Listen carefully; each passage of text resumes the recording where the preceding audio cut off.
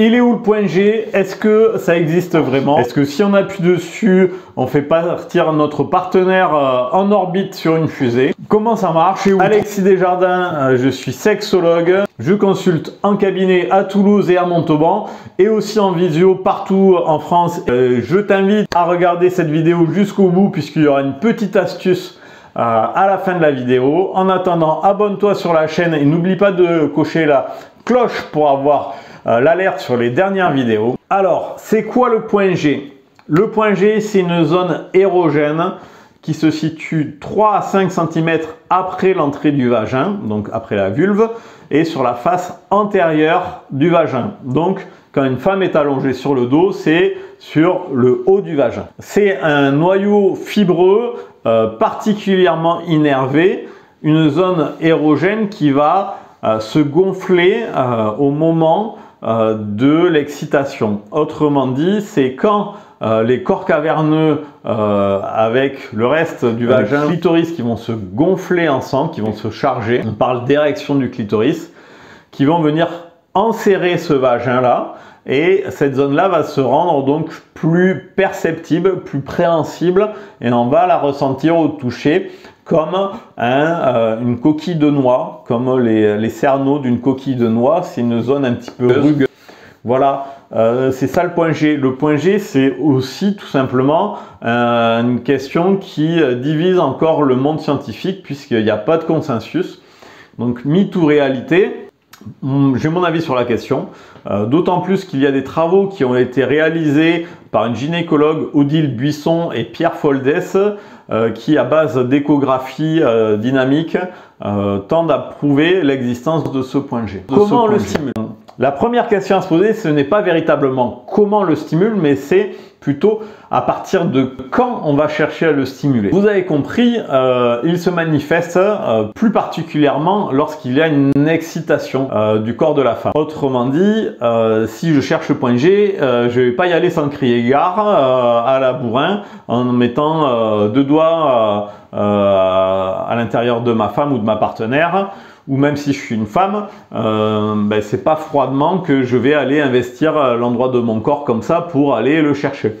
Évidemment, si vous fouillez, vous le trouverez, mais ce ne sera pas aussi évident que lorsque le corps est excité. Donc, on fait venir cette excitation qui peut être génitale, mais pas seulement. On peut chercher à développer la sensualité, la sensorialité d'âgé, qu'on ne s'adresse pas qu'à un point G, pas qu'à un vagin, un clitoris, mais à une personne à part entière avec qui on rentre en relation, avec qui on développe un lien, une particularité. Et lorsqu'il y a cette connexion, cette excitation, cette montée de désir, alors on va pouvoir chercher à investir le corps de la femme et cet endroit pour aller trouver l'endroit. Je l'ai décrit, 3 à 4 cm, 5 cm sur la face antérieure du vagin. Lorsque la femme elle est couchée, c'est vers le haut.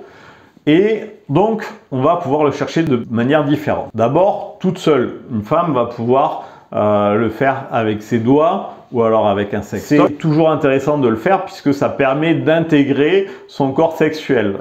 Intégrer le corps sexuel chez une femme, ça permet de pouvoir mieux se connaître, mieux intégrer son fonctionnement, et lorsqu'on comprend mieux comment on fonctionne, alors la femme accède plus facilement à l'orgasme. Donc d'abord toute seule, avec ses doigts ou avec un sextoy. Là aussi, on attend d'être particulièrement excité puisque ça permettra de lubrifier correctement et donc que ce soit plus agréable. La deuxième façon, c'est à deux avec un partenaire, un homme ou une femme, avec un sextoy. Là aussi, on attend d'être particulièrement excité puisque ça permettra de lubrifier correctement. Ou avec un go de ceinture. Tout ce que je vais dire par la suite, je vais prendre le cas d'un homme et d'une femme, ce sera plus facile pour les illustrations, alors ce sera possible avec deux femmes et un go de ceinture. Donc j'ai décidé de vous présenter 4 positions qui permettent de stimuler le point G.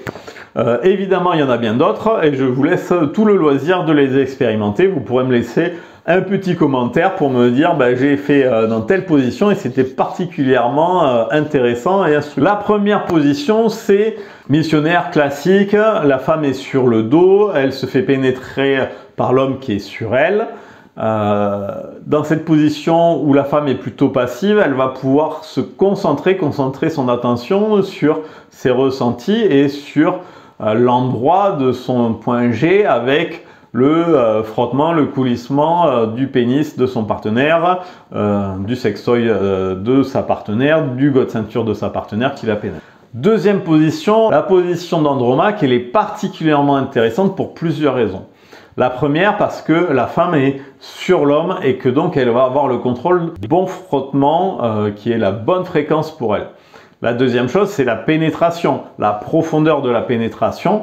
Et de la même façon, elle va pouvoir gérer le niveau de pénétration qui lui va bien. Ensuite, c'est l'angle, c'est fondamental pour avoir la bonne orientation de bassin. L'orientation de bassin qui va permettre d'être sur une bonne simulation de ce point G. Le clitoris, c'est le seul organe de l'espèce humaine qui est uniquement dédié au plaisir. Il y a un deuxième organe extraordinaire pour le fonctionnement de la sexualité, c'est le cerveau. Et donc, dans tout ce qui est du domaine de l'inconscient ou psychologique, pour les femmes qui auront un goût pour la domination, alors cette position va être particulièrement efficace parce que les femmes ont le contrôle, elles sont en position de domination, elles ont les rênes, elles dominent l'homme et donc ça va pouvoir psychologiquement, inconsciemment à faire monter cette excitation et cette excitation va du coup permettre une meilleure innervation, un meilleur gonflement et une meilleure apparition du point G. Troisième position, la levrette.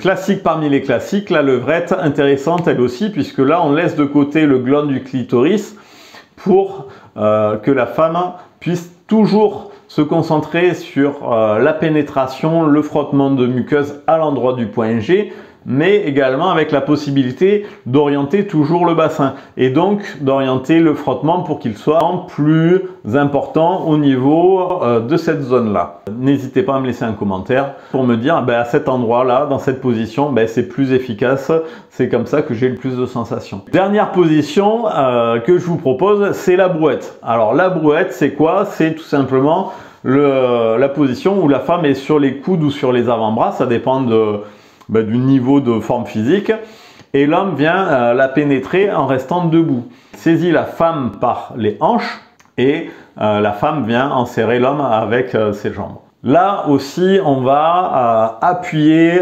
sur le bas du vagin et donc là vous avez compris que la femme n'est pas sur le dos mais en orientation inversée et on va frotter particulièrement à l'endroit du point G. Donc voici comment stimuler le point G, que ce soit seul, à plusieurs, avec ou sans sextoy.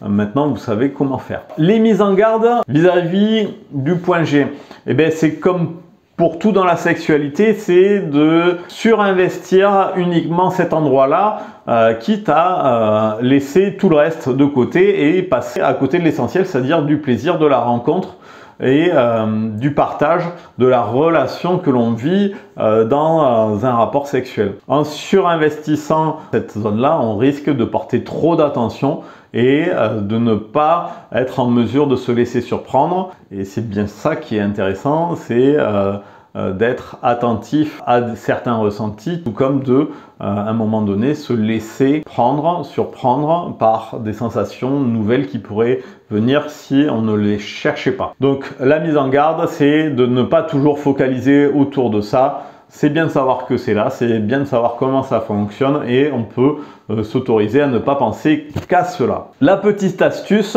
c'est tout simplement les cornes de taureau. Les cornes de taureau, c'est ça. C'est comment avec le majeur et l'annulaire, vous allez pénétrer le vagin et en ayant ses doigts, donc l'index et l'auriculaire, vers le bas.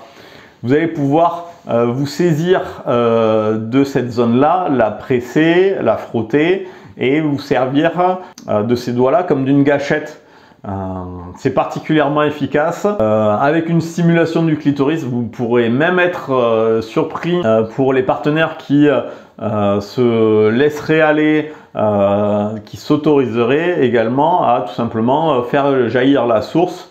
Hashtag éjaculation féminine et femme fontaine. Je vous invite d'ailleurs à revoir ma vidéo si vous ne l'avez pas vue, ici. Sur la fontainisation. Je vous ai dit l'essentiel autour du point G. Si vous avez des questions, n'hésitez pas à les poser en commentaire, j'y répondrai comme à chaque fois. Je vous invite à voir les autres vidéos sur le point P. Le point P, c'est tout simplement le point G, mais non pas chez la femme, mais chez l'homme. Ou sur la masturbation, qu'il s'agisse de la masturbation des hommes ou de la femme. Je vous dis merci et prenez soin de vous. Ciao!